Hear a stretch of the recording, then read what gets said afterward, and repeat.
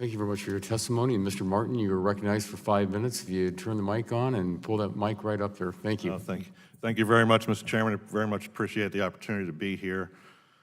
And I was instructed firmly by the chairman of the Ohio State Racing Commission to stand up for the standardbreds in Ohio that race in your state, and as well as all the horses that race in everybody else's states. I'm here to explain what's done to police the sport of horse racing by the states, put it in perspective with other sport, address misconceptions some people have, and identify the real need, where we believe the real need is to protect the welfare of the horse. There's been a lot of things said so far, and I would urge, I can't squeeze them all into 5 minutes, but I have a rather lengthy written testimony that addresses almost everything that has already been said. The ARCI sets standards for thoroughbred, standardbred, and quarter horse racing. We represent the state regulators in the U.S., the federal and provincial regulators in Canada, as well as the national regulator in several other jurisdictions. Our model rules, drug classification systems are respected worldwide, and some jurisdictions have adopted portions of the model rules by reference.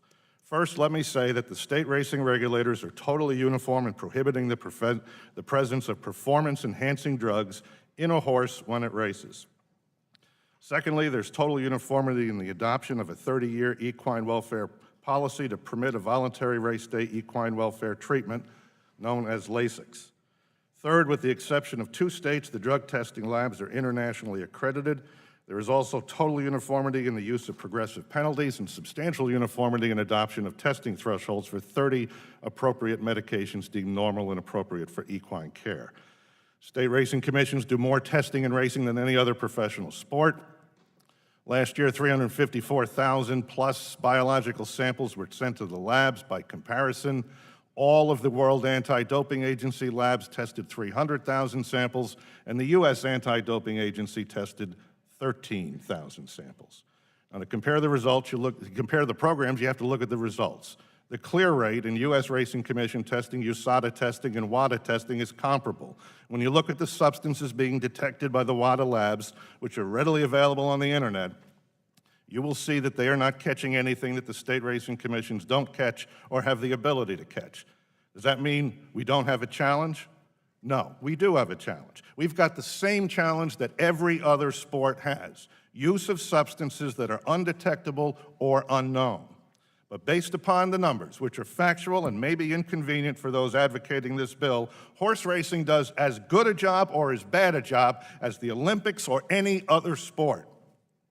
It's a little-known fact that the standards in horse racing are stricter than they are under the World Anti-Doping Agency, because we do not permit athletes to obtain permission to use performance-enhancing drugs in competition, as is allowed under the therapeutic use exemption provisions of the WADA Code.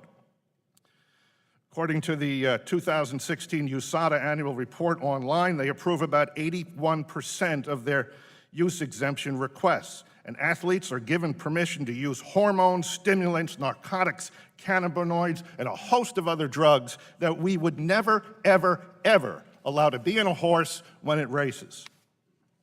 Now, consider that there's going to be an expansion of sports betting. There's things allowed in human sport that we don't allow in horse racing. The anti-doping and medication policies we have are developed by considerable input from a network of anti-doping experts as well as the veterinary community. We're opposed to this bill because it is a radical and unnecessary federalization of a state responsibility that is exercised effectively. I'd like to conclude by saying this. In most states, the regulatory jurisdiction over the horse does not reach young horses intended to become racehorses. As the bones of these young horses mature, the stage is set for their racing career. But there are drugs being used on these horses that the FDA has warned veterinarians about their safety, yet they are being used and used widely. Our concern is that their use may adversely affect bone development in ways that can contribute to stress fractures, which we already know are linked to catastrophic breakdowns.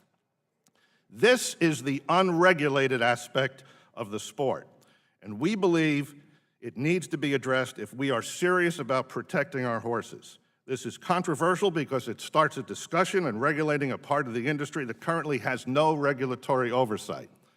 We ask that this subcommittee clearly put an end to the debate on H.R. 2651. Only then can the industry, its regulators, interested public organizations, and interested lawmakers get on the same page how to address ways to protect our horses. There are things the federal government can do to help. This proposal is not one of them.